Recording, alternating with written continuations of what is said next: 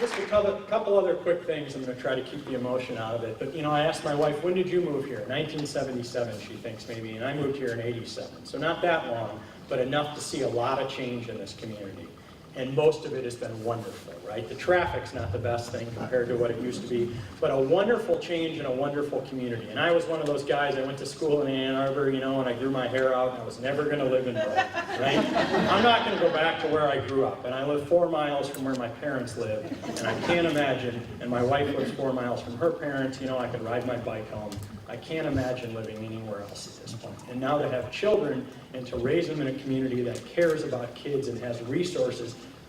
But I'm on one side of it, right? And there's a lot of people that we don't see and we don't hear about that are struggling in this community. The paper says we're one of the most affluent communities in the state of Michigan. We're one of the growing communities. And in this room, most of us are the lucky ones, right? We're the ones that have an opportunity to give.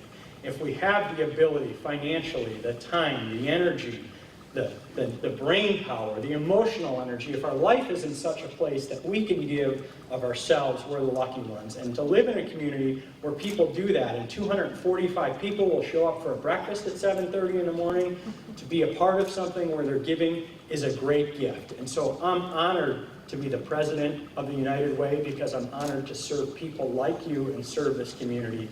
And the thing I'm left with when I think about it is that what we do for people who need in this community benefits all of us. Indirectly, directly, it is a rising tide for all of us. It's a great place to live, and yet there are people that need us, not just for today, but for the long term. The stuff we do with kids, the stuff we do with seniors, it's a big deal. It makes a huge difference, and it makes a difference for all of us, whether we're recipients, whether we're donors, whether we give our time or money. So certainly we're going to ask you for more because that's what we do with people who give. And no is an okay answer, but I know when I look out and I see all the people that I love and respect in this room, I know that your answer for a long time has been yes. And we're going to continue to do great work, and I'm honored to be a part of it, and I thank you all for the gifts that you give us.